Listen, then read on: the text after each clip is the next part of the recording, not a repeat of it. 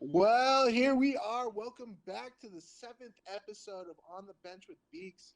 I am your humble host, Cody Beekman, and with me, as always, is Ross Moormeyer. Ross, say hi. What's up, everyone? Hope y'all had a good week. And then we got the one-man band, Mr. Keats Zanders. Keats, say what's up. What's going on, everyone? Hello. Hey, so how's everybody's week, boys? Not too shabby. I'm pretty stoked about Colorado finally starting to open up places here and there. Life's getting back to normal, slowly but surely.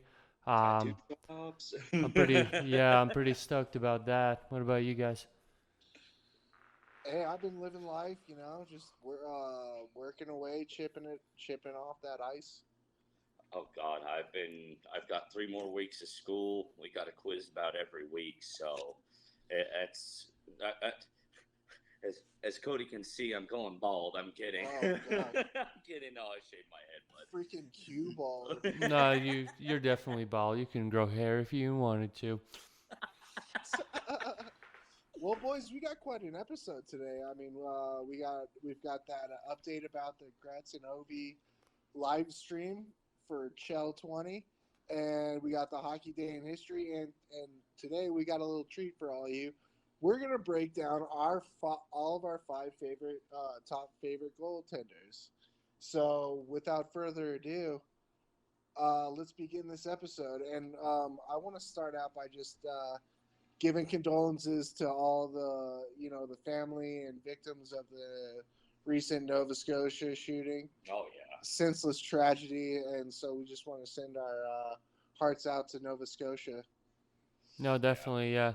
Unfortunately, there's shitty people out there, even in Canada. Yeah, even in Canada. From Canada, especially, it seems like it's like, oh God, that came out of almost left field. You get what I'm saying? Well, that's the thing. Yeah. You never hear it, obviously in the United States.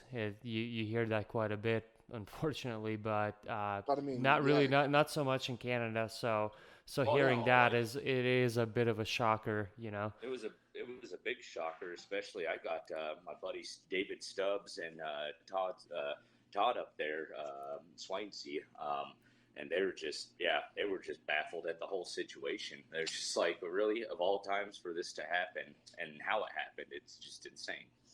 Just senseless. Oh yeah.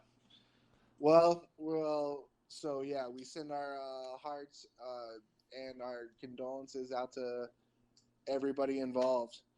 But we're gonna switch gears and maybe talk about something a little more happy. Just like we said in the last episode, Wayne Gretzky and Alexander Ovechkin were gonna go head to head on NHL 2020 Well, to raise some money for the COVID relief in the Edmonton area and around the DC area. which that's really cool. I mean, really, it's controller to controller, though. I mean, Well, well, here it is. I mean, like the matchup was actually best of three series on Xbox, but as you may have read, Gretz and Ovi weren't very good, so they joined up with a couple guys that actually knew what they were doing.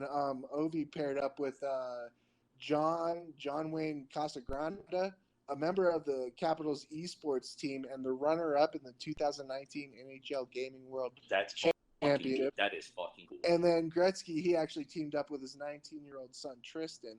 So I'm pretty sure those two guys were actually carrying a lot more of the weight. Yeah. So Had a lot more stress on their shoulder. Yeah. So first game, Gretz and his son, they won 5-4. But the second game, Ovi and John Wayne, I guess you want to call him, came back and won the game 4-1.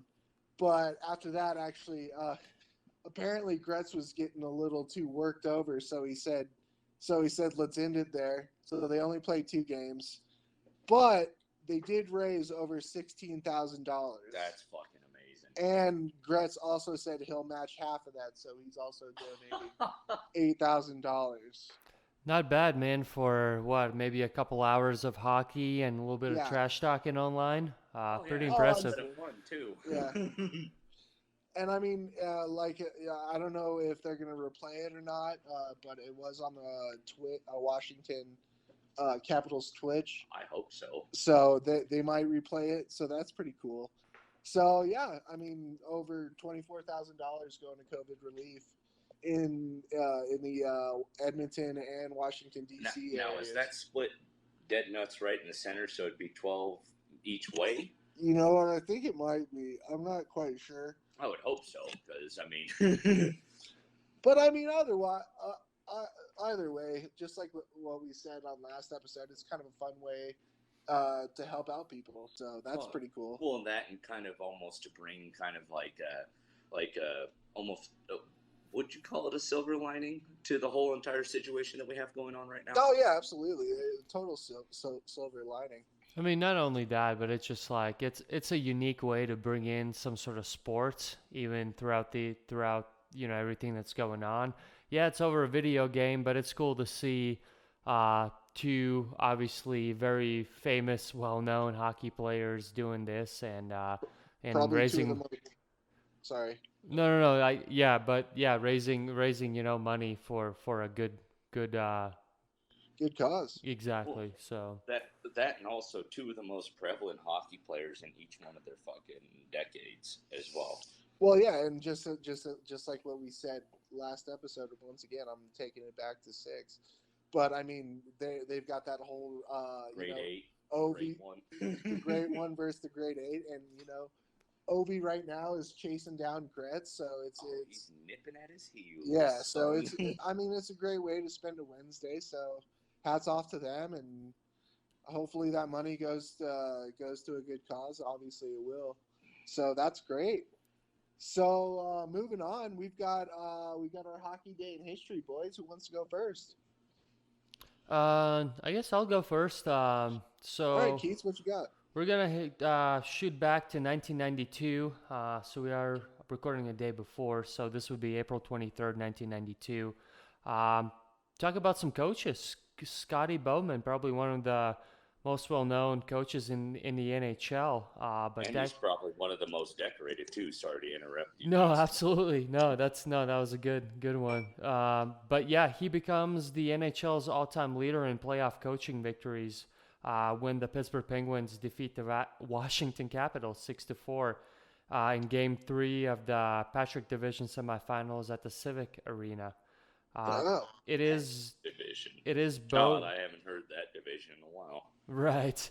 It is Bowman's 115th postseason victory, moving him past Al Arbor. Al Arbor, yeah. Al Arbor, Arbor, you know how I am with those last names. Oh yeah, your tongue gets a little twisted. You can't twist the tongue just right. Sorry. I mean, that's huge. I mean, and if you Al Arbor, I mean, he's a decorated coach as well. God. Obviously, most well known with the New York Islanders, and the man.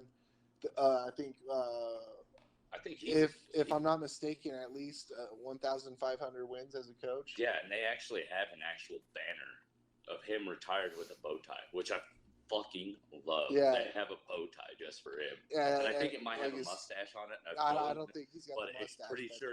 I'm 100% certain that it has a bow tie on. Yeah, and he's definitely one of the few coaches that are actually raised up into in the rafters. I think he's probably one of the very few, like one of maybe 5. For mainly coaching, yeah. I mean, obviously you've got storied players that also ended up coaching. Yes, but I think he's probably one of the only coaches that you actually get, raised to the rafters, which that's honestly an honor. Oh yeah, cool. Oh, that's an awesome hockey day in history there, Keats. What about you? All right, I'll go. This one is near and dear to my heart. You know me. I'm a huge Team Sweden fan. So this is actually not an NHL hockey day in history. This is actually an Olympics hockey day in history. Okay, so exactly 100 years ago, the Tre Kronor, a.k.a. Team Sweden, steps off the ice after defeating Belgium 8-0 in their very first hockey match ever played as a Swedish national team. Poor That's cool. Belgium. Right. Well, you know what? I don't care. I'm loving it.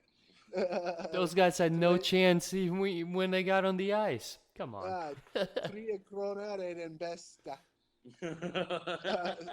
And the Olympics were set in Antwerp, and yeah, April 23rd, 1920, and they actually went on to win a silver medal in that Olympic tournament. Not bad for showing up, honestly, and not probably expecting the best. Seriously. No, yeah, I mean their first ever Olympic tournament. I mean, fuck yeah, I love it. So I was excited to show that one. And don't worry, boys. I do have some trivia, but that's going to be set for later. Okay, and I think we talked about it. I have a trivia question as well. So lucky you, listeners. You get a bonus trivia question. You're such a copycat, Ross. I know. I just can't do it. I just have to just follow. I can't be a maverick. Come on, man. Think of your own ideas, damn it. Oh, wow. Blaze your own path here. I'm out. I'm fired. I'm kidding.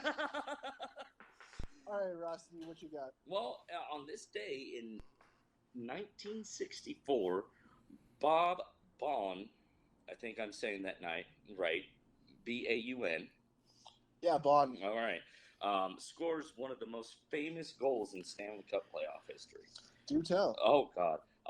They beat Detroit. Goalie, what is it? Terry Sawchuk?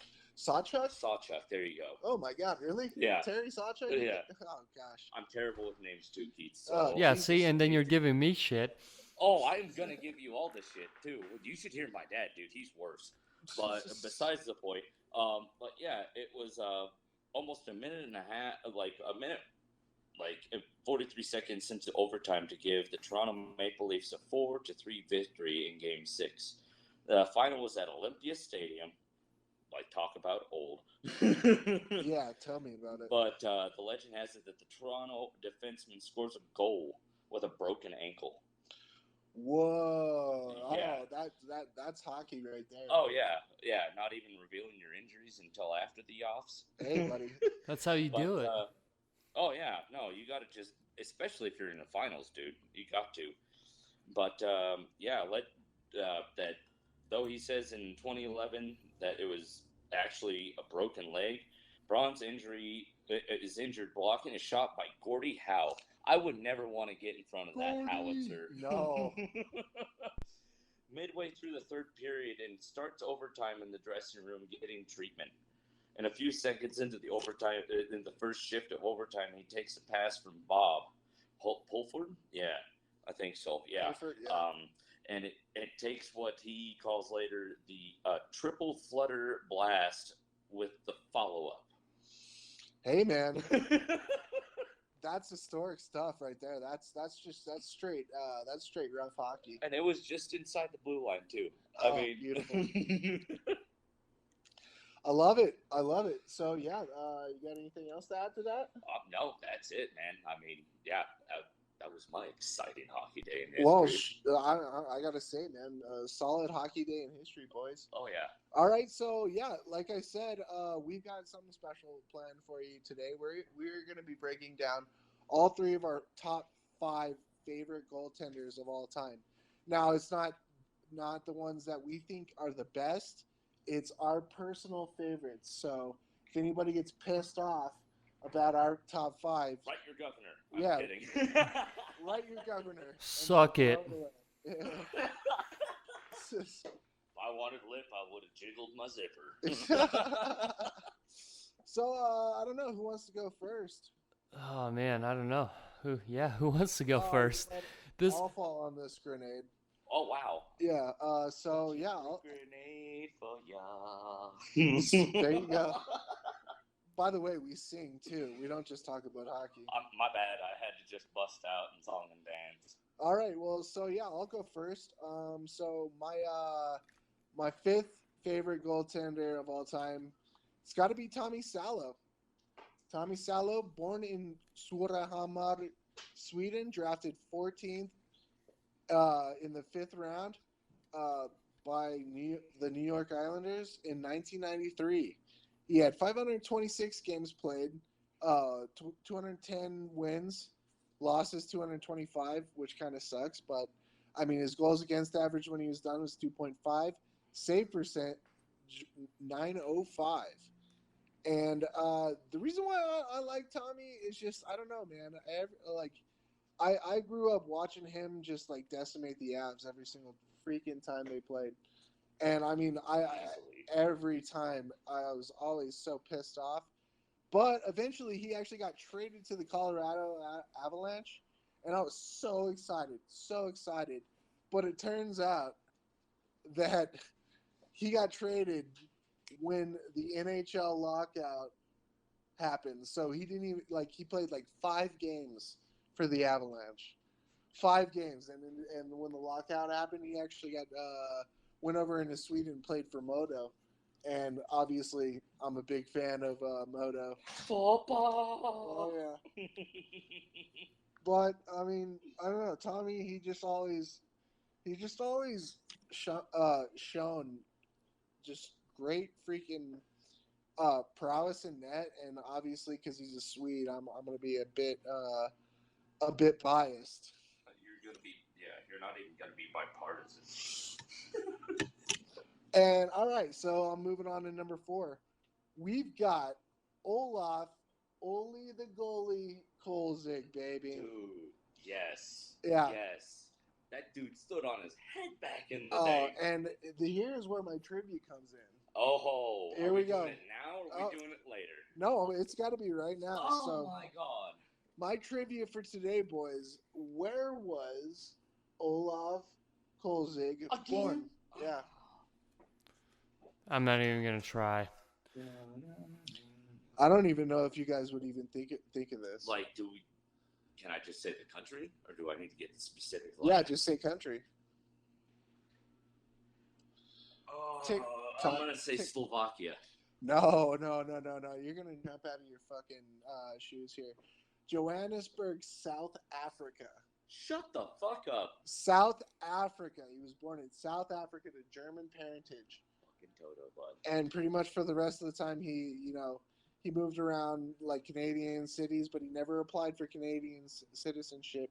So he chose to represent Germany in the Olympics and stuff like that. But was he like a military kid or something?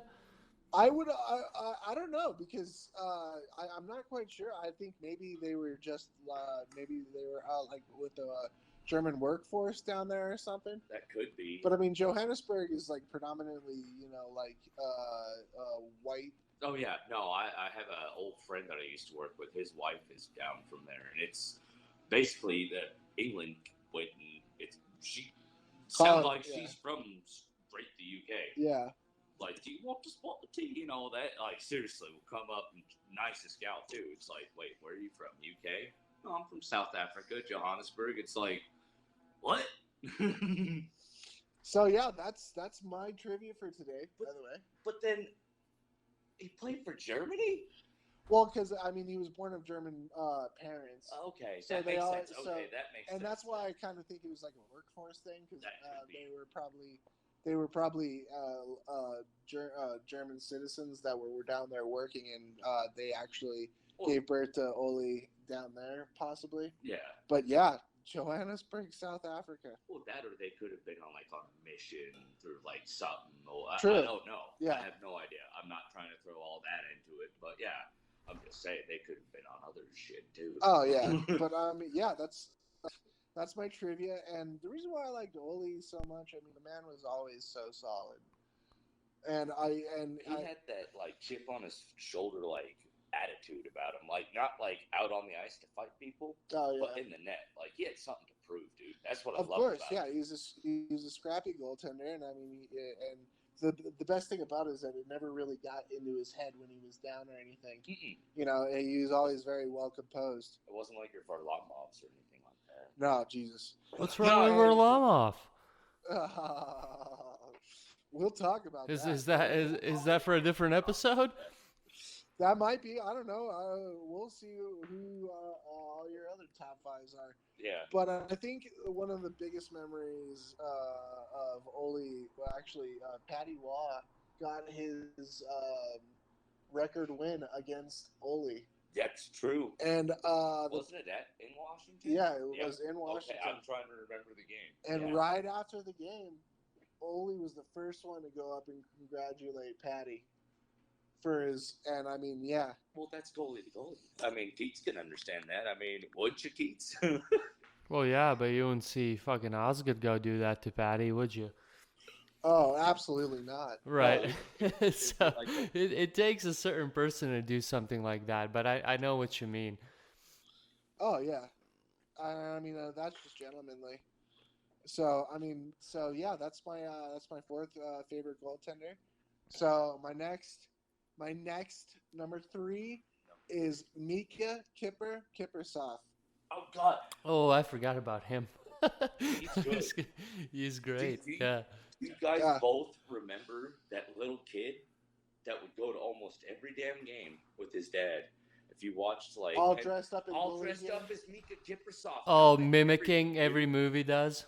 Oh yeah. Yeah, and then and he would warm up with him every single time. He'd go out in the aisle and do every single thing that he did for warm up, dude. Like even his like regular like hopesy kind of like ritual shit, you know. Oh yeah, and I mean Kipper, he was a battler, and I like the most I remember about Kipper is that those just like stretched out, just flashing the leather glove saves, man. Every single time I would think, oh yeah, top cheese for sure. Nope, that fucking glove every single time just coming out of nowhere, you'd man. expect him to do kind of a patty wall, like wiggle the glove. Nah, he was stretched so far he had to get up off his back. And he's like, and most of the time he's like 5 feet out of the crease. He was not afraid to come out and challenge a shooter. Oh no. And I think I just because of that I had to add him in it because I mean just seeing that every single time. I mean I've already 2 goaltenders that just like frustrated the hell out of me when I was watching during Avs games. You'll be shivering. But I mean Kipper, I had to add him, and I mean that man was an ironclad goaltender, and when Kipper was on, you weren't seeing the back of the net for anything. No, he'd get a shutout or 2. Just impossible. So yeah, that's my number 3. Number 2, here we go. Jerry Cheesy Cheevers, baby. Wow. Jerry Cheevers, born in St. Catharines, Ontario. I mean, he played both in the NHL and the WHA for Toronto, Boston Bruins, mainly Boston Bruins, and he played for the Cleveland Crusaders in the WHA. Cheevers, you might know he's best known for his goalie mask, all the stitches and stuff all over it. Yes. Oh yeah. Yeah, and I think that wasn't that. And correct me if I'm wrong, but I'm pretty sure for every time he made a shot, like a save with his head, wherever it hit, he would put a stitch. Like he would start over every season. So there was basically 150 about stitches that he ended up having on that mask. But essentially how it all started was he got whacked in the face during a practice once upon a time. Yep. And Gary essentially said, fuck this, I'm hurt. He went off the ice and basically lit up a cigarette and drank a beer. He was like, hey, I'm injured. Old school hockey. So coach went back in the locker room, obviously was mad that Gary wasn't out practicing because he wasn't as hurt as he thought he was. So his coach ended up drawing that stitch on him. It's like, here, there you go. Get back on the ice and let's go practice. So that started a tradition from there on where Gary would add a stitch every time he had a close encounter injury. And that's kind of how we accumulated all that. And you know what's awesome about Cheesy too is the man was an incredible puck handler. Oh God! He was known for being basically the third defenseman back there before his time, like our time, dude. He was one of the few. Yeah, and that's what I appreciate so much about him is that, especially back in those times. I mean, in the '60s, you know, you're thinking about your goalie. You're thinking maybe he's just gonna stay inside that crease, you know, and just make those kick saves. But no, Jerry, he was just an incredible puck handler. He could have played.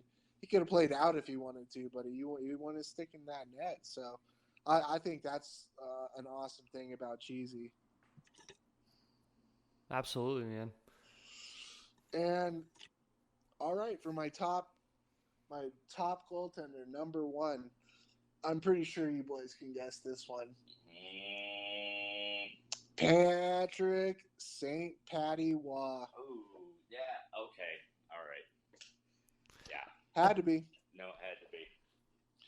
Because I mean, growing up, that was the goaltender I watched, you know, and just his fire, his passion for the game, and he still has the passion. Oh, well, obviously, I mean, he took that into being a coach. I mean, in the first Avs game he coached, he pretty much crushed Bruce Boudreau with Yep, I was there at that game. So was I. I was at I was in the Ducks jersey. Yeah, boo me. 6-2.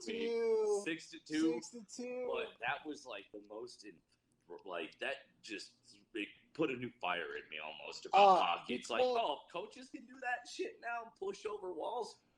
I mean, coaches. Obviously, there's been coaches like Tortorella that have like gone off the hinge. Oh yeah, which I love. Obviously, coaches hockey coaches are known for having a fire too. Oh yeah. But I mean, it's just, you know, it was different from at the time where the Avs were struggling, and our last coach was Joe Sacco. Oh, Sacco. And that like man, good for, that decent man, for the Ducks, that man did not show an ounce of emotion at all. He was just a stoic. Well, that and he didn't didn't even look like he gave a fuck about the team. Seem like he had an ounce of and then to have Patty Waugh come in and just a fire under, like, you know, bees in his bonnet. He brought the same passion that he played with, and that's what I loved about Patrick, is that, you know, he was emotional, and he played with a fire under his belt. So his belly. And I mean, just seeing seeing him get the winningest record, just like I mentioned with Ole, was, I mean, it was he's the most memorable and my favorite goalie, down pat, so to speak. Yeah. So yeah, that's my top 5, boys. Who wants to go next? Pete's, take the wheel, bud. I'm taking the wheel, huh? Yep. All right, let me better than Jesus, because he might take the wrong wheel. You never know, man. You never know. All right, guys. Well, let's Look, we got similar things, so I'm gonna try to make it short on some of them, but first of all, this was the hardest thing in my life. I'm kidding, probably not in my life, but this was tough for me because there's so many great goalies out there, you know. There is. Yeah. And you don't want to pick, like, you know, like the ones that everyone knows, but then, like, anyways, I went back and forth a million times until I finally put a list together, and I was just like, you know what? This is how I feel, and it is what it is. Yeah. I kind of imagine for you, it's like a fat kid going into like a candy shop, like the world's biggest donut shop, and being expected to say like, well, I could probably do that with the liquor store. Well, that's the thing. I mean, a lot of you know, all the goalies out there, you know, everyone has something different to offer, and everyone leaves a different type of I guess history down the road for other people to look back on and talk about, you know. So it's like it's not about, at least for me, like, it's not about the stats or like how many games you won or anything like that. You can still be a great goalie and leave an awesome impression even if you freaking lost every game. You know what I mean? Yeah. Oh yeah. Well, I mean, Tommy Salo never won anything. Not even the Vezina, man. He won an Olympic gold, but I mean. Yeah, you're right. That's about it. But I still loved Tommy. Yeah. So yeah, bring it on, man. Let's see what you got. All right. So Code, my number 5 was Gary Cheesy Cheevers. Got a boy. All right. that was my number five dude. I I just obviously guy played way before our time, but obviously he's been known.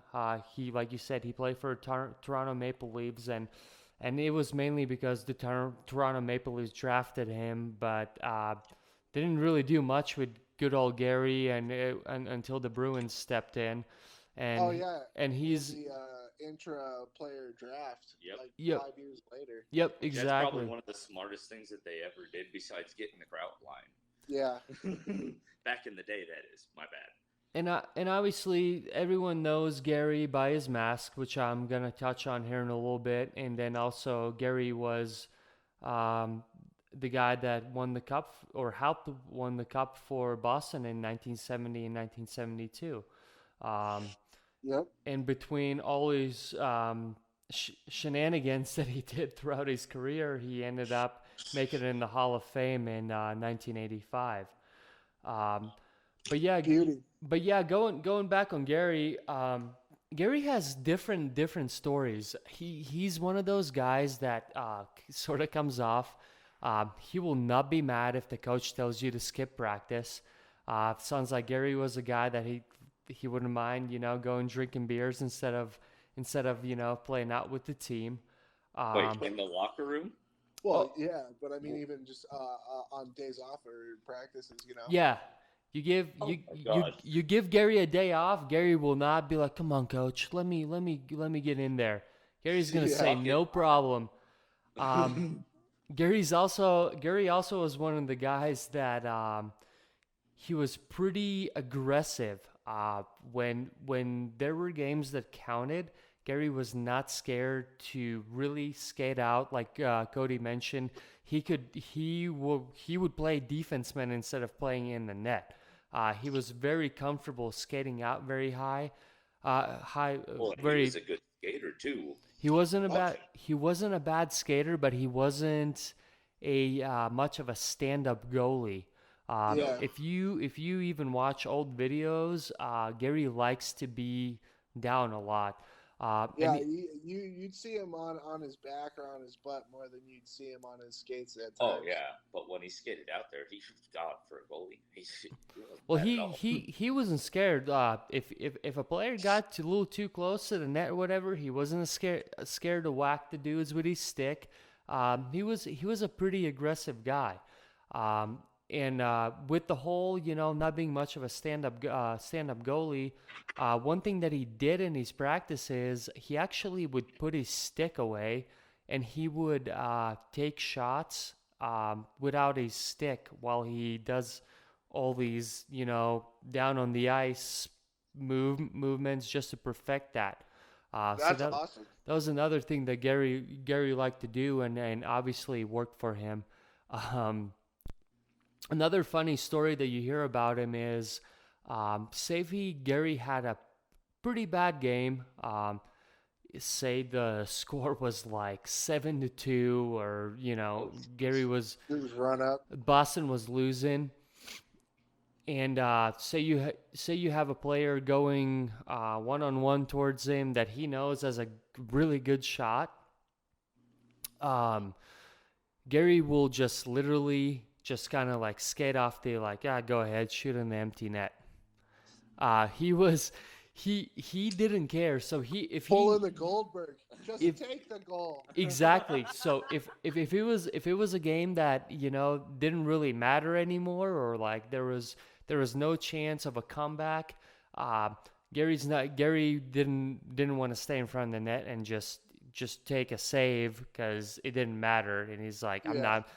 His intentions were like, oh, well, I'm not gonna hurt myself over what difference is it gonna make if I lose, It's 7-4 7-2. or like Yeah. 8-4. It doesn't make a difference anymore.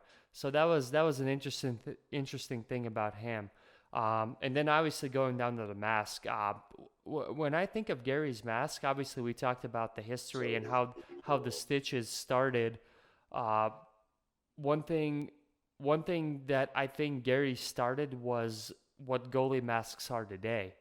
Um, Yeah. yeah. No, you are 100% right because not a lot of they just had the straight white goalie masks. exactly. Or they had these weird, goofy face cages. And that was like what like Tony Esposito wore.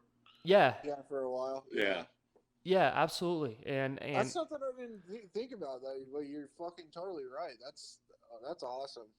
Yeah, because I mean that was a weird time back then too. You either had goalies that wore masks, you had goalies that didn't wear anything still, and we're trying to figure out the whole like, should we have a mask on like or a helmet like the players do, or should we just, pucks off the face? Should we just rock it? Yeah. Yeah, back in the '60s, it was almost like a faux pas to wear a mask almost. Well, it was like also. Yeah, I mean, it was slowly being ushered in, but I mean, guys got a lot of shit for wearing masks. Yeah, and even like the helmets and shit. I think Gordie Howe was like the last player to play without like a helmet or something like that. And that's crazy to think that they played like that. And that's the thing, like, and I think, like I said, he ended up being the guy who was like, all right, well, if we're gonna be wearing these masks, like, might as well make it cool, and make it your own. And until this day, in my opinion, I think Gary's mask is still one of the most intimidating masks that anyone has had in the NHL. I mean, I know we have we have there's all kinds of fancy masks today, but Gary's mask is just like style these days, though. Or the ones that I like, I forget what the Pittsburgh goalie was, and he wore like that weird looking like stormtrooper like. Oh, the one that hung down real low. Yeah, like that's intimidating as shit. I wouldn't want to mess with that guy. I gotta go with Keats on this. Cheever is probably he's hands down my favorite goalie mask ever, and it was great to go to the Hockey Hall of Fame and see that shit. Oh, I bet. Oh God, I was giggling like a schoolgirl. I'll tell you that much. All right, Keats, what you got for number 4, bud? Number 4. So number 4 is, in my opinion, sort of an outcaster, but my number 4 is Marty Turco. Turco. Oh. So, in my opinion, he obviously had a long career with the Dallas Stars. Plenty of opportunities to make things happen, and obviously never ended up getting nowhere. I mean, somewhat close to the Stanley Cup, but never fell through. And that comes with, I mean, even when they played the Owls, what was it, the 04-05 season, and then the 5-06 where the Owls just completely shut them out. And there was even, I believe there was even a story in one of those seasons where they were, some of the players in the team, or like, I don't know the full story, but they were like essentially blaming Marty for their loss during the playoffs. I remember that. He got shit on a lot. Oh God, he kind of flubbed on a few of them things too. I mean, they were kind of easy saves. Like, I'm not a goalie, obviously, but yeah, I felt that there was a few saves that he could have had. But yeah, what I mean to say it was all Marty's fault. I mean, that's just that's a damn shame. Yeah, that's hard to say. And like I said, him now looking back, like, he's just one of those goalies that I think probably would have been cool to see if he got at least one cup, throughout his career. But Bellflower got it first with the Stars, right? I believe so. Okay. All right. I just wanted to check my head because I was like, wait, hold on. Oh, wait, no, that makes sense. So. And that's the same with me and Kipper. I mean, Kipper deserved a fucking cup. Oh, he did. But yeah, I agree with you wholeheartedly, Keats. I think Turco probably deserved a cup. Right. He was just like, I mean, he was a good goalie. I mean, how many years did the Stars have him for? Like, oh God. It was like 8 or 9. Be 2 fistfuls. Well, I mean, he was the guy for so long. He was number 1 at least for, I think, at least almost 10 seasons. Between 5 to 10 seasons. Had to have been. At least.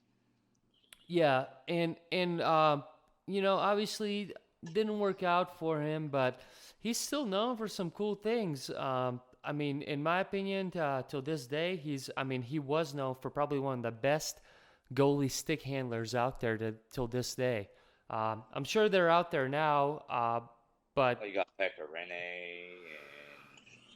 I don't know if Rinne could be really considered well, he's better than anybody else in the damn league. Well, I don't know about that. I mean, Mike Smith has some pretty silky hands. Oh, that's true. I was about to, yeah.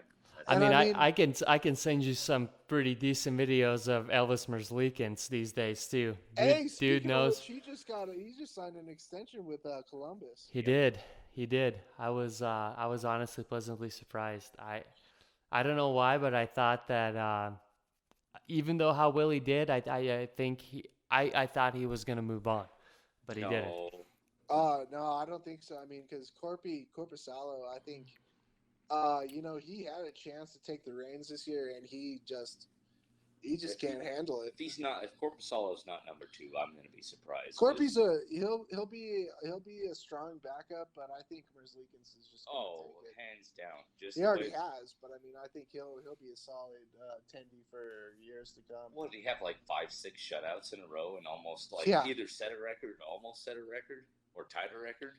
Yeah, guess who broke that shutout streak? Oh, yep, the Yoldi Avalanche. Yep. All right.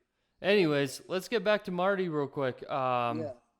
So obviously he was well known for his stick handling skills back in his day, and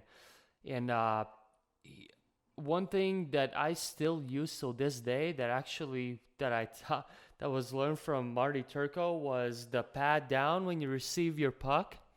That's something that Marty really pushed when he was playing.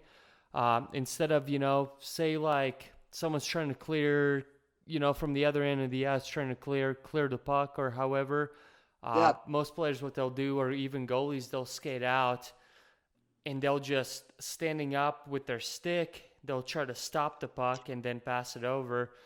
But a lot of times what you see is the puck sometimes with the speed, it could tend to travel up the stick and then go behind you and go in the net. So what Marty used to do is when those type of pucks come, he would put one of his knees down or like his knee pad down as sort of like a wall. And then paddle down, and I still use that even playing beer league till this day. I noticed that about you actually. Yeah, so that's very smart. That's a little Marty. I mean, my coach really pushed it back when I was playing somewhat competitively, but that one skill has stuck in my head throughout my whole life. Hell yeah. And another thing that I really liked about him back in the day is when he played for the Stars, I thought he had the coolest setup. When the Reebok kits started coming out, every player used to play, and he had an all gold one.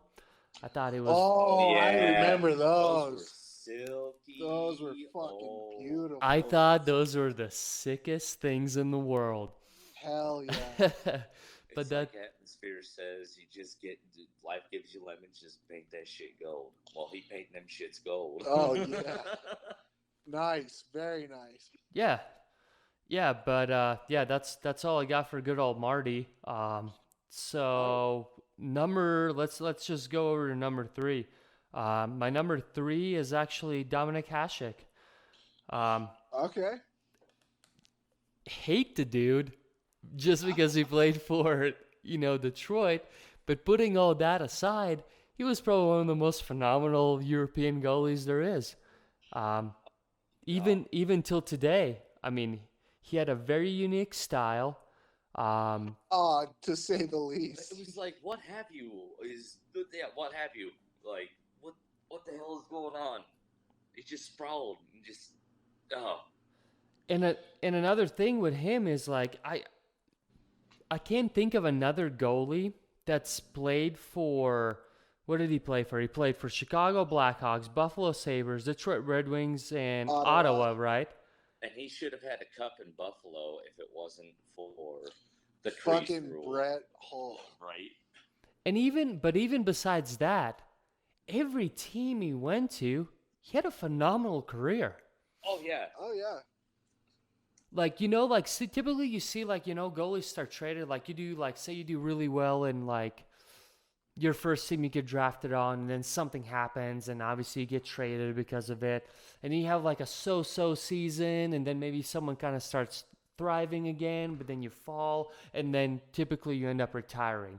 That's how typically most goalie careers go. Yeah. For Dominic, though, in my opinion, he, like I said, between every team he got traded to, he really stepped up, and it was like shit. It was awesome that we freaking got this dude because he helped us out. You know, at the end of the day, to me, again, it's not about getting Stanley Cups, but he brought something special to every team he played for. He always had something to add. Oh yeah. And like I said, he really painted the picture for the European goalies, at least. Um, Oh so yeah. so he's like the guy that everyone had their eyes on, and then How could you not? obviously phenomenal career with Detroit. What did he get? 2 Stanley Cups with them. Yes, sir. Yep. Um, he's phenomenal. He's phenomenal at what he did. He had a very unique style. He just had that old school stance. I don't even know Yeah, what to call it. the stand-up tendies. Well, he looked But like he wasn't like even. a young fawn too. Like his legs were always like his knees were Well, always like touching. You get what I'm saying? Yeah, he played that. Well, he played that straight up style, but he never ended up straight up. That's for No. damn sure. Yeah, and then another thing that he did was 1998 Olympics in Nagano, Japan. He led the Czech national ice hockey team for their first Olympic gold medal. And Those. that's Yes. amazing. Guess who was on that team? Tell me, Cody. I do believe my boy Milan Hajduk was on Oh, He sure was. that team. He actually has some stories about the Dominator that you gotta hear. Oh, we got to get him on. We'll have. I was lucky enough to go out and have a beer with Milan because he does a lot of work with Dog Nation Oh yeah. because he's on the board and oh man, he had some stories to tell. I imagine so. I'm not gonna say anything. I really hope I can get you guys hooked up with him one time or another. But he had some stories. Right. He actually has quite a few stories about good old Wayne Gretzky too. But that's for another time. But yeah, I think that's fucking awesome. I mean, Olympic goals are huge. Oh yeah. Isn't he isn't he part of the Triple Crown, the Triple Gold Club too? Oh God, yeah. He got Yeah. multiple awards, and I can't think of any. He's obviously a Hall of Famer. That's one thing. 2-time Cup winner, 3-time Jennings Cup winner, 2 times Hart. He was a 6-time All-Star. I mean, the list goes on and on. Oh yeah. He hands down phenomenal career. Love the guy, hate the guy. You got to mention him. He really, like I said, painted a picture not only for the European goalies, but I'm sure for many other goaltenders that play till this day. And stats wise, 389 wins, 223 losses, 95 ties, 81 shutouts, goals against, Jeez. 2.20, saving percentage, .922. 81 shutouts. Yeah, that's insane. Especially playing like he did. Like Keats. Yeah, we'll still talk about him here later because yeah. I think what I used to have this little saying for him. I always said that his mantra was "Get lucky, save a puck." Oh, pretty much. Just because the man just flopping all around and just like half the saves he ever made was just like he was a Jedi. that's or something, fucking dude. ridiculous. That's bullshit. Well, yeah, exactly. He's one of those guys. Was it Patrick Waugh that kissed the posts before the game? Oh yeah, he always used to talk to his post. He was like flirty. Give it like a little nowadays, yeah. smooch. Yeah, Yep. Yeah. yeah. I'm sure he was thankful for his posts too, because I bet you there was a lot of them, between his the style he played. Yeah. But yeah, moving. Let's just move to the next one. Next one for me is gonna be St. Patrick Waugh. At number 2. At number 2, obviously, we all know a guy deserves number 1. again, Of course, you Latvian four lover. four-time Stanley Cup champion, two at Montreal, two at Colorado Avalanche. Probably one of the guys that really brought out the butterfly style for goalies. Oh yeah, Um, he's the one that ushered it in, man. he really did, and obviously a lot of goalies are using that style to this day, and I don't see that going away. Show me Um, one goalie that's not. right, exactly. That's what I'm saying. He really was the one that really brought it out, and then everyone kind of followed it. Um, I don't know. What else should we talk about him? I mean, Cody, you mentioned basically everything. Most of the things. Very aggressive guy. Very comfortable in his position, what he did. Every now and then, going back to some games back in the day, his cockiness tended to bite him in the ass. Oh yeah. Um, God, I can't remember what game it was. Back, it was one of those. Patrick Waugh loved to do the windmills with his glove. It could have Yes. it could have been like the slowest, little easiest glove catch, but he'll make it look like it was the craziest save he's ever made. Oh yeah. You know, Oh, he'll yeah. he'll catch the puck, and then he'll do like this big windmill afterwards, like it knocked him on his ass almost. Yeah, it's but just like but there was one I remember that he did where he essentially caught the puck, and then he did the whole, little, ooh, look at me, I caught it. And almost like, look, I have the puck. And it ended up falling out of his glove and it went into the net. And it was, Oh yeah, I remember that was during the 2000-2001 New Jersey Devils series. Yep. And he got fired up after that. Oh, well, that was after the Avs were up, I think, like 3-0. Yeah. And that was one of the goals that the Devils actually fought to come back to win that game. And Yep. after that, I was so pissed at him for that. I was so pissed off. But yeah, I mean, like you said, like his cockiness could get the best of him sometimes, and it would show sometimes, but thank God, not most times. Exactly. You know. yeah, no, a lot of times, in the long run of it all, I guess it fired him up more than anything. Um, but yeah, there was, I mean, just like goofy things like that about him. Obviously, like I said, four-time Stanley Cup champion, obviously a Hall of Famer. Yeah. Pretty, Vezina trophies, Conn Smythe trophies. yep. Pretty good record, 551 wins, 315 losses, Second. 131 ties, 66 shutouts, goals against 2.54, save percentages 0.910. So again, The man was a dynamo. no, absolutely, He absolutely. really was. It's Another thing I remember though, like this is actually a positive story, but back in the '96, in the '96 series against the Chicago Blackhawks, how JR was chirping him Oh, on the ice, and one of the reporters asked him after the game in like a presser.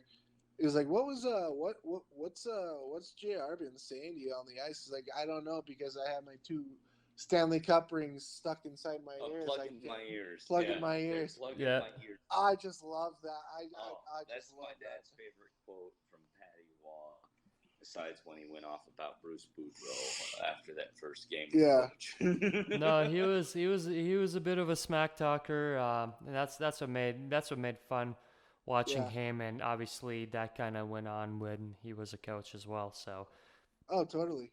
but yeah, so yeah, that's obvious. That's all I got for Patty. And then I'm sure you all guys know my number one's gonna be Artur Zirbe.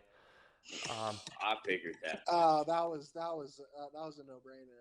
We knew that one like as soon as we just started talking about doing this. That's gonna happen like white on rice. I mean, yeah. I mean, I had to pick Artur's because Artur's was what exposed me to goalies to begin with, before I even started playing hockey. And he was huge in Latvia back then.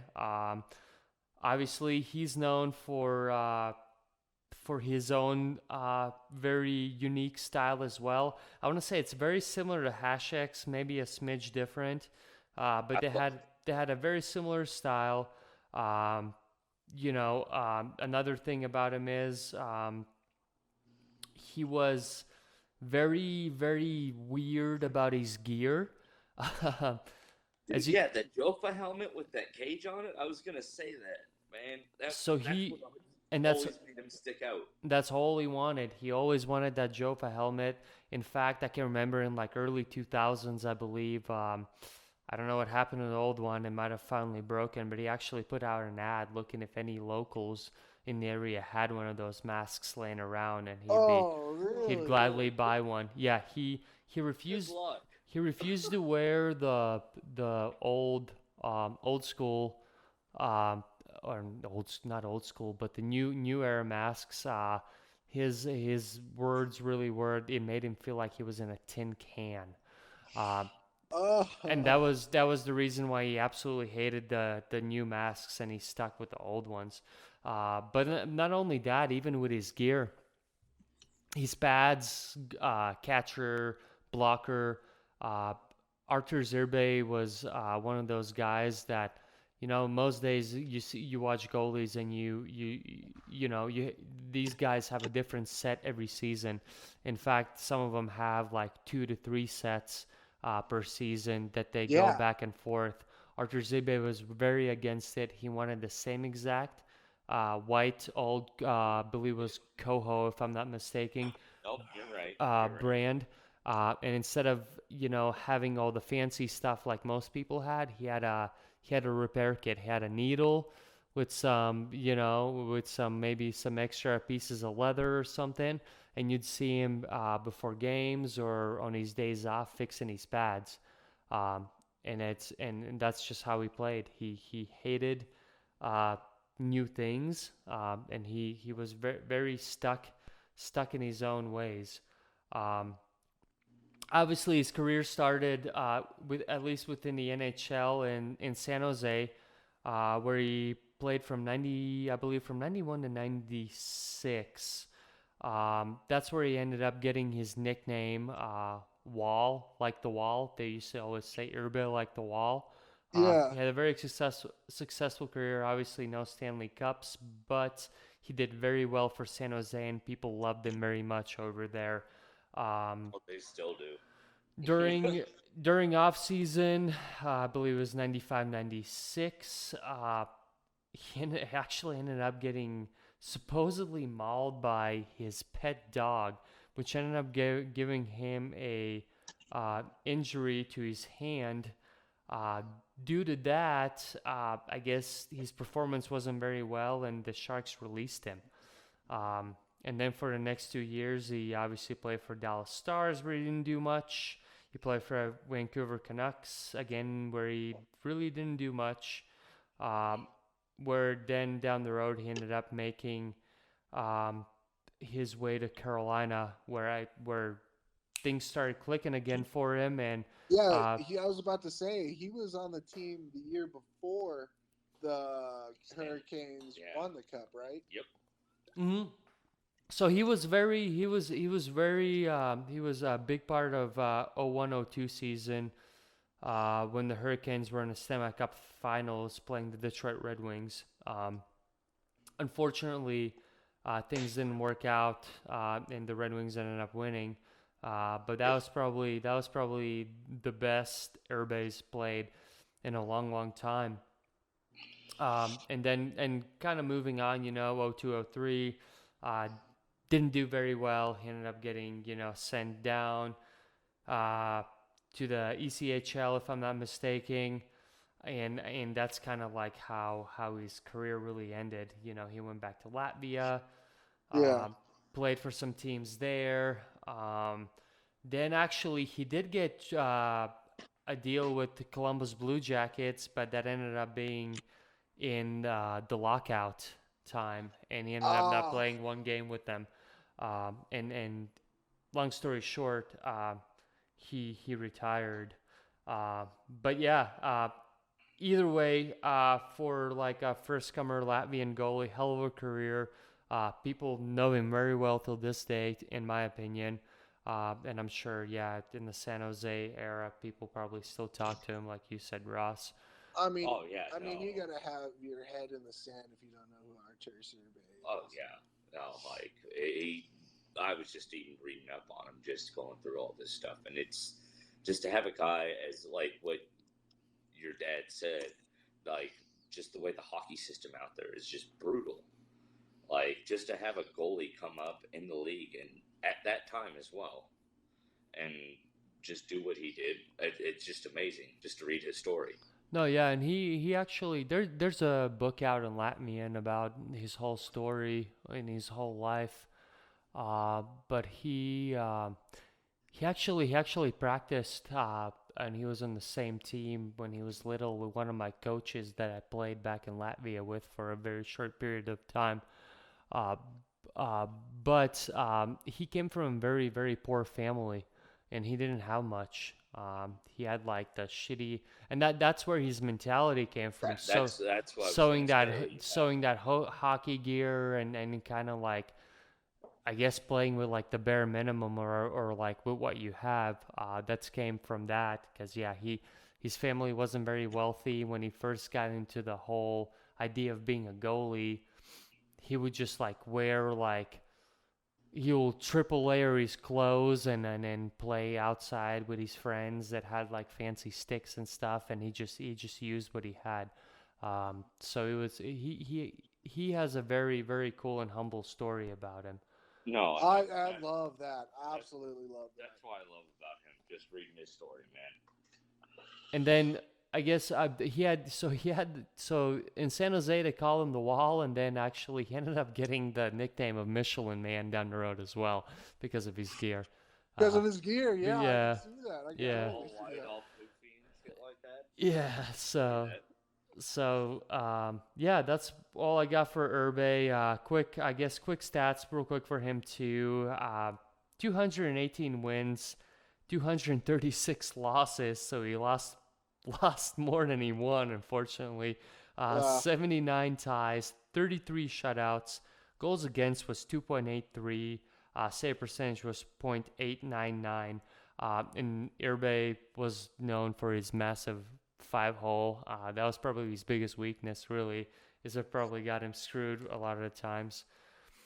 Well, that and he was playing with the San Jose Sharks in the early '90s. So Wasn't that when Ricci was also playing with him too? No, Reach played later. Okay, that rat face guy. I fucking love me some Mike Ricci. That's a face only a mother could love. Turns out he was like a total fucking he's like a ladies man. Oh. I guess when he puts his teeth back in, he doesn't look like a fucking such a wreck. He doesn't look too bad, huh? Yeah, hey, silky top 5 there, Keith. Let's get Ross going on his top 5. So I'm gonna go with my number 5, Jean Sebastian Giguère. Not a surprise. I know. It was either that or Guy Hubert. I'm surprised Guy Hubert is not in here. I know. Well, we'll see. Hold on. Just cracking 5. We've got Jean Sebastian Giguère. Which Getting won. jiggy with it. Sorry. Oh yeah. Oh my God. That's what I loved about that. They started playing that at the Arrowhead Pond and shit like that. That's awesome. Every time he did something amazing, they just started playing the get jiggy with Getting it. jiggy with it. That's awesome. But he won and he had an immaculate regular season record. Just career. And even career.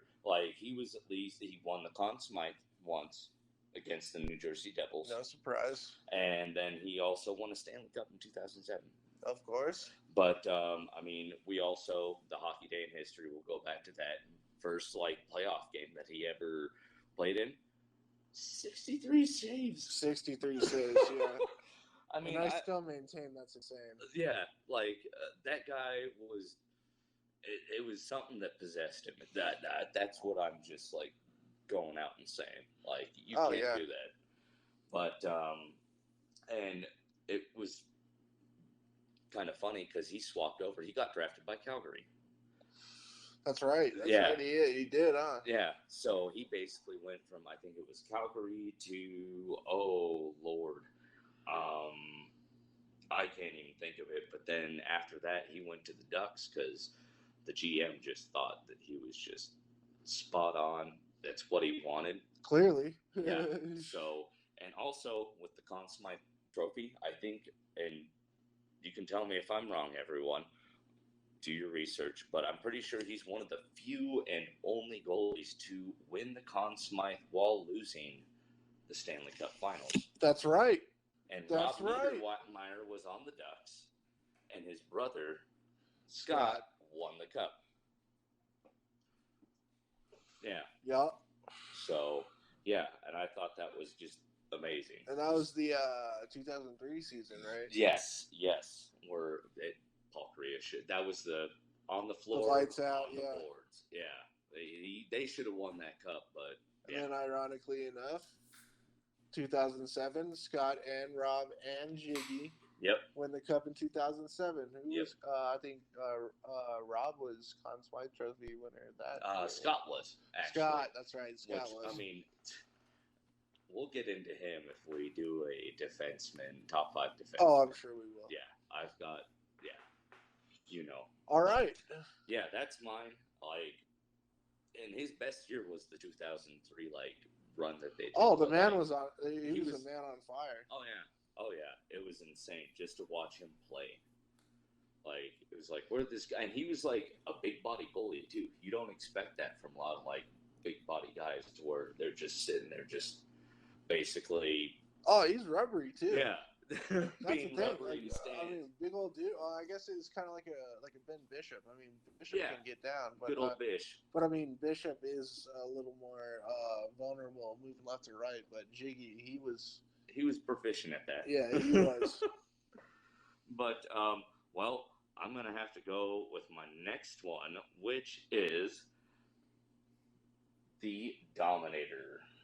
Dominic Hasek shows up again on our top 5s. All right. So, but yeah, the way Pete's basically hit the nail right on the head, like with everything. I'm just gonna add, I love the way that he played. I mean, I've got one of his Ottawa Senator jerseys, you know that, but the way that guy played, to where he was just snow angeling all the time, like you've never seen anybody come. I don't even know if you can call it snow angeling. It was more like fucking scissor kicks and fucking backflips. I don't know, man. Yeah. Whatever you want to call it. That was tuck and roll. But yeah, and just his fire, because if he got pissed, and he'd also play outside the crease, way outside the crease.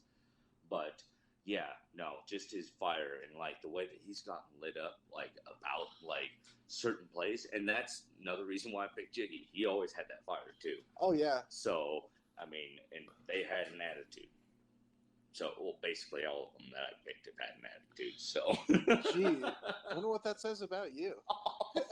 Easy. But yeah, it was just great to watch him. Like he should have won something for Buffalo, that's for sure. Yeah. If it wasn't for that whole crease rule thing, and Abo would agree with me on that. He still flips shit about that to this day. But yeah, he should have had 3 Stanley Cups. I'm glad that he was a great goaltender. Just not, as Pete said, he was for Czech Republic, right?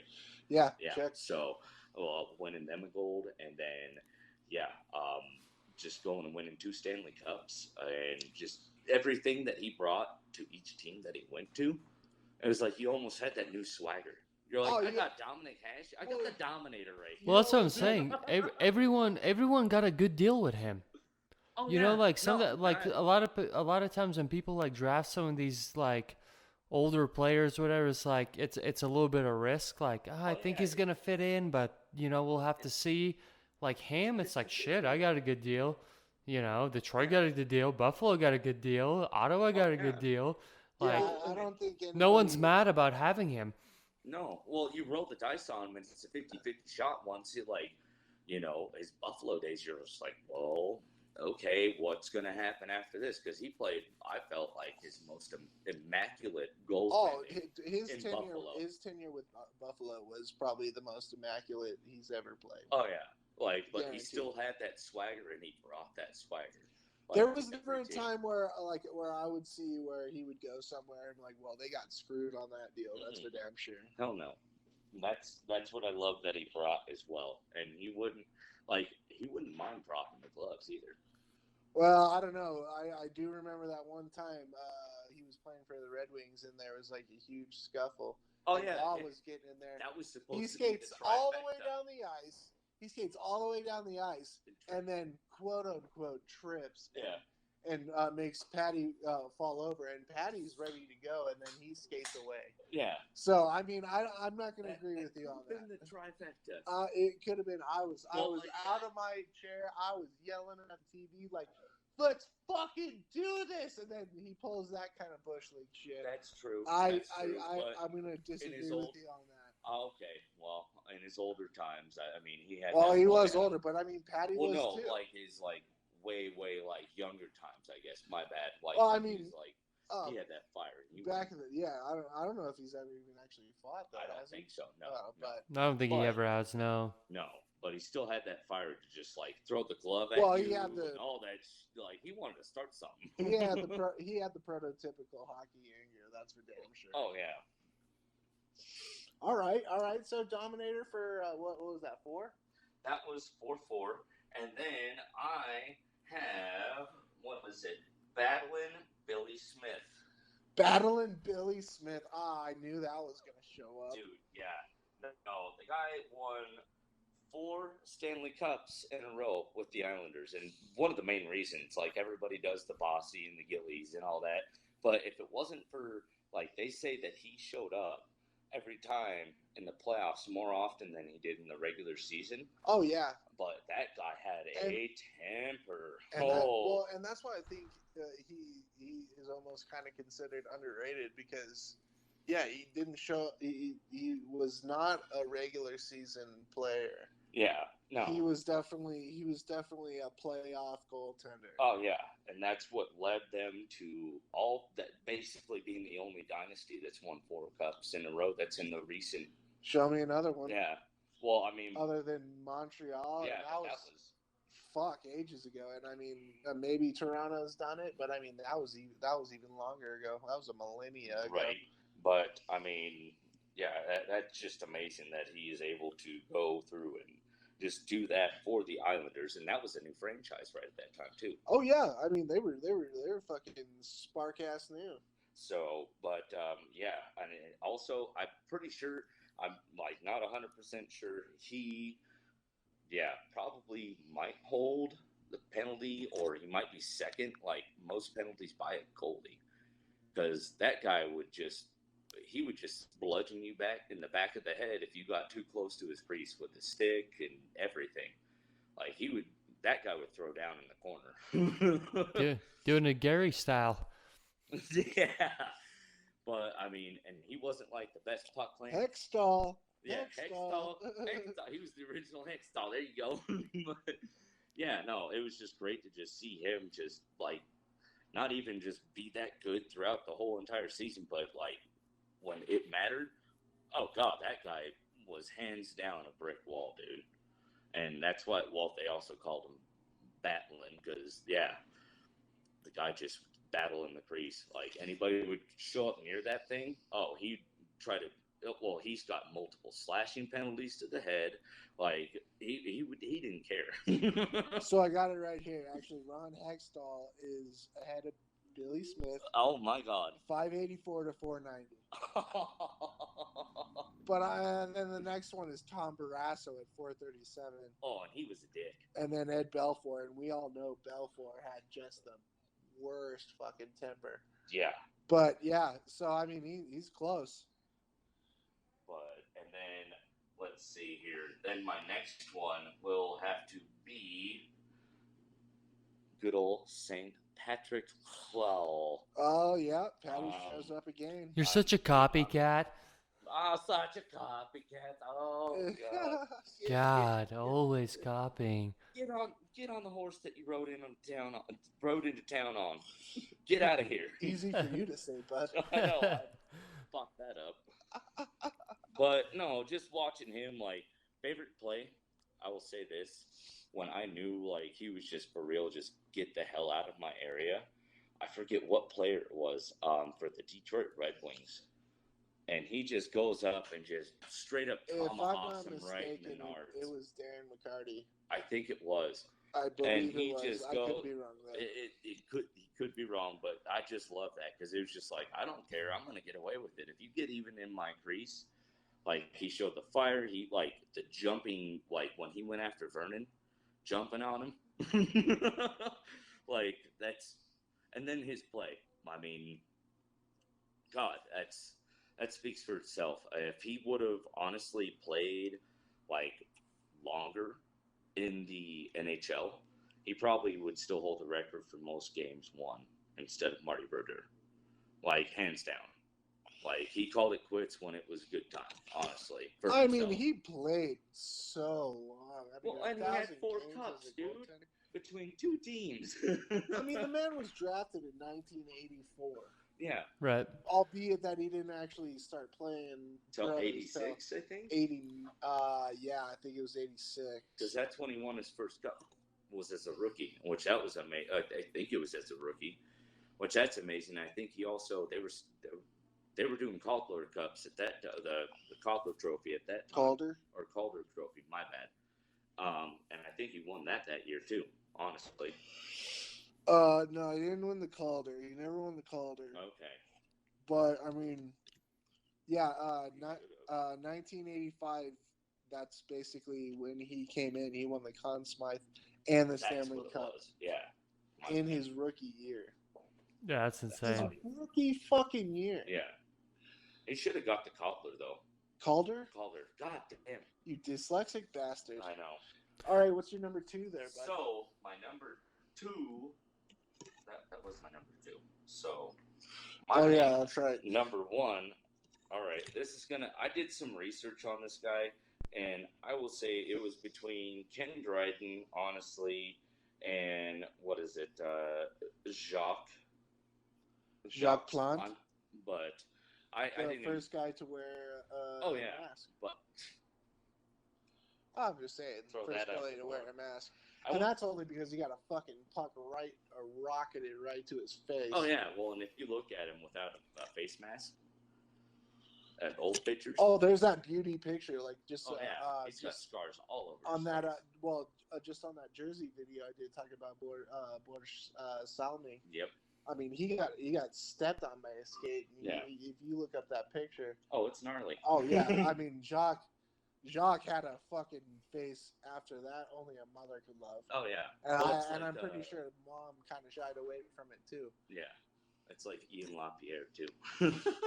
LaPerriere? LaPerriere. Oh, I fucking love Ian LaPerriere. Oh, I love LaPerriere too. But what is it? My number 1 is Bill Durnan. Bill Durnan? Durnan. Okay. So, he only played 7 seasons with the Habs. Out of 6 of those, he won the Vezina Trophy, which he still holds the record for. The most Vezinas? Yeah. Oh, wow. He won 4 in a row before 2004 one, I think. Oh, no. He won 4 in a row, the first one to win 4 in a row. Wow. And he also went on a 309-minute shutout streak. Before it was broken in, hold on, this is back in the, 1946, 1947?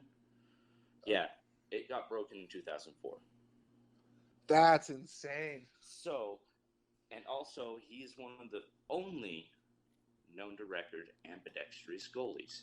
And they called him Dr. Strangelove. Dr. Strangelove, that's beautiful. Yeah, like, I did a little bit of research on this guy, and he's also, like, quote-unquote, according to NHL.com, is the greatest nearly forgotten player in NHL history.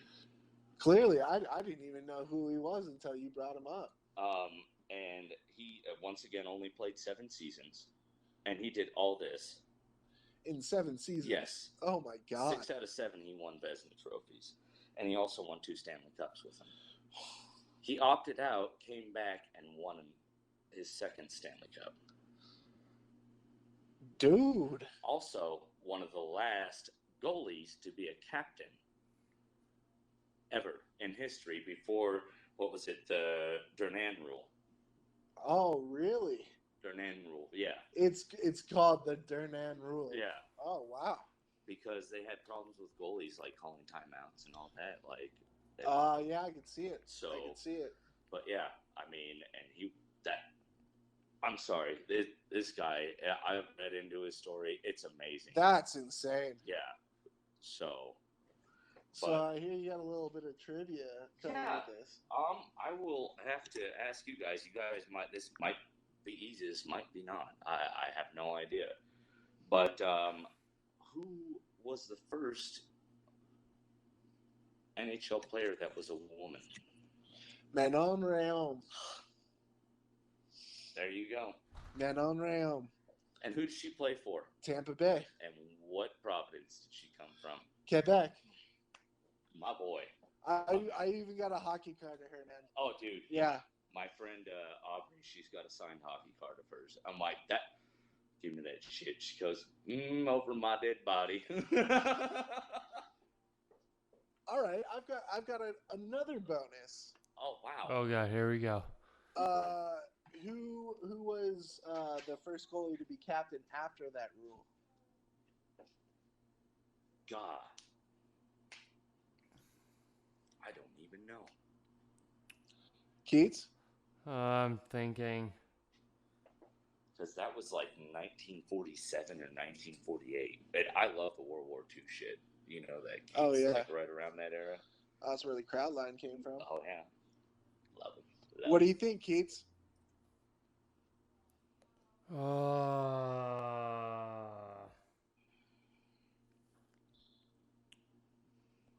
This is way before my time. This isn't like the 1920s or some shit, isn't it? No, we're talking the first goalie to become captain after that rule. Oh, Luongo. Bobby Lou.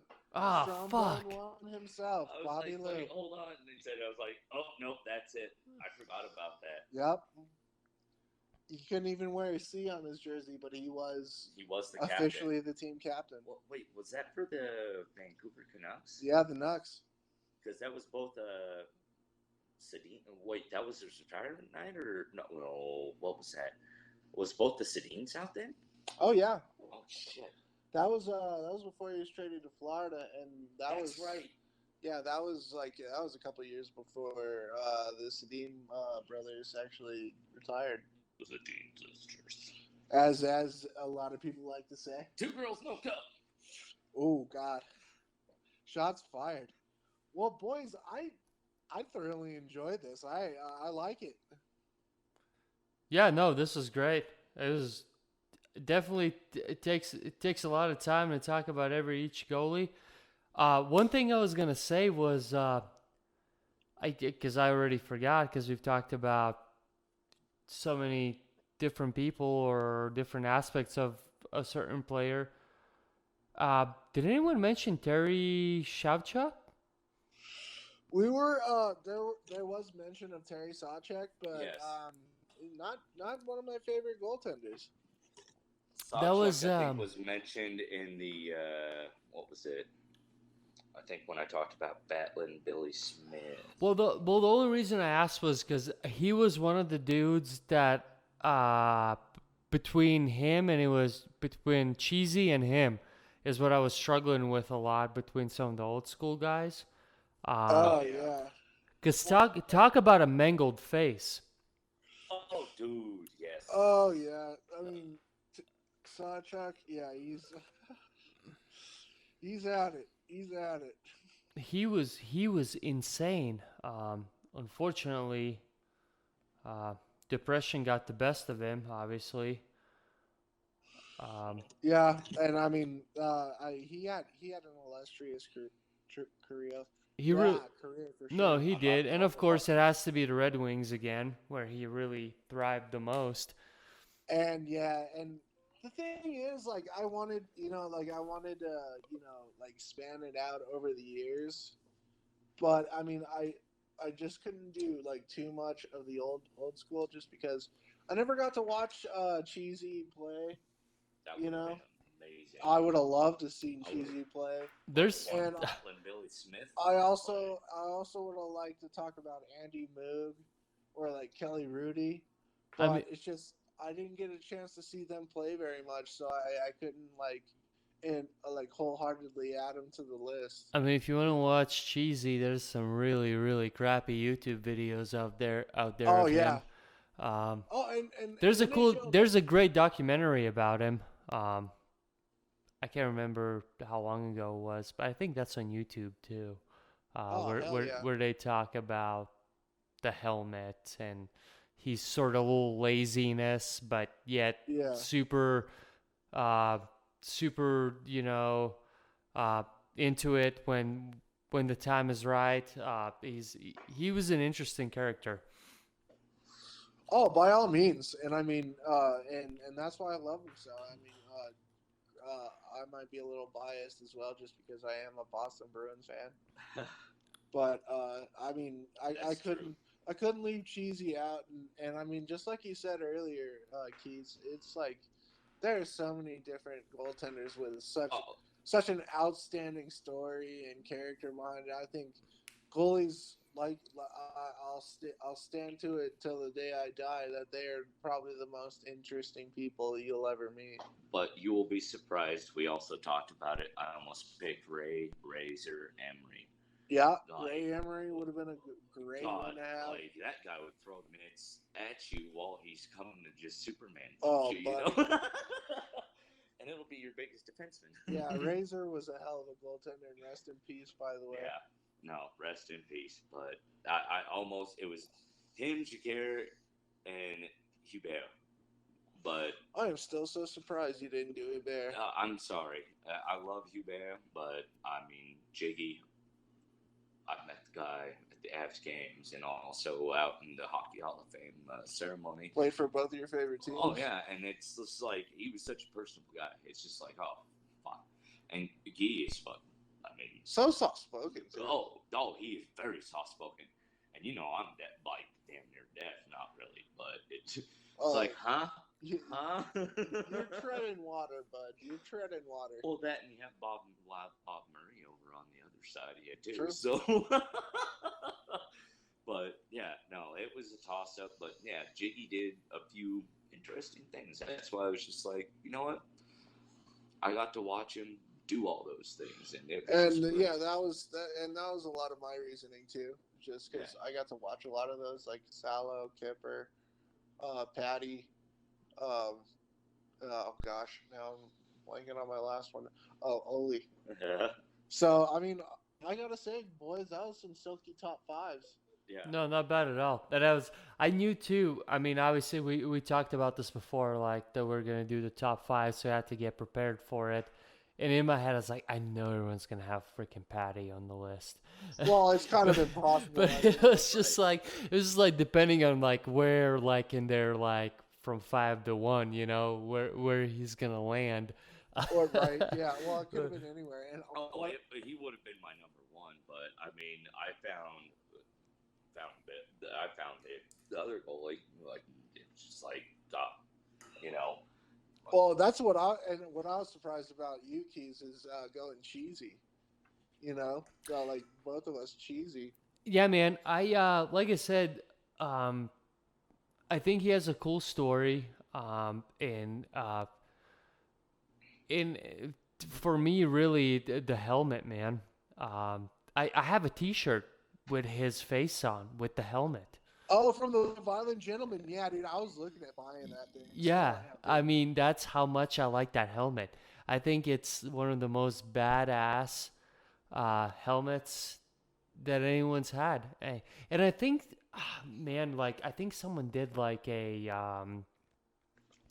like top most like badass NHL helmets or something like that. NHL Network did a countdown.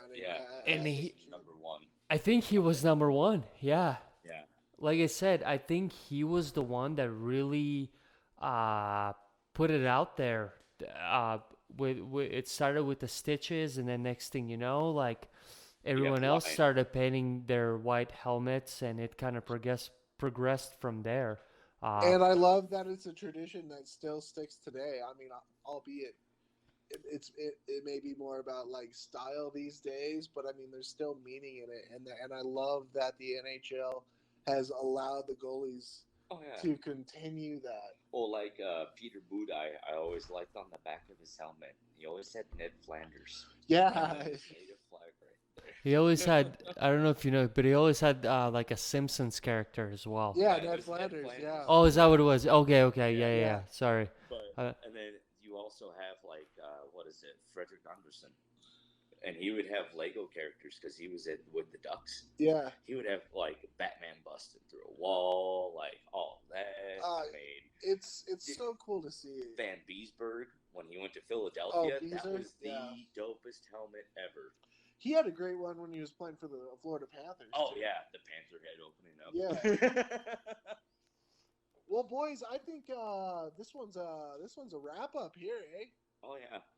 Shout out to Dog Nation and all of our listeners, and yeah, keep on keeping on. And I actually do want to just say thank you to another podcast that's out there, the Hockey Minute. They've been listening in and giving us feedback over Instagram. There you go. So if you guys want to check out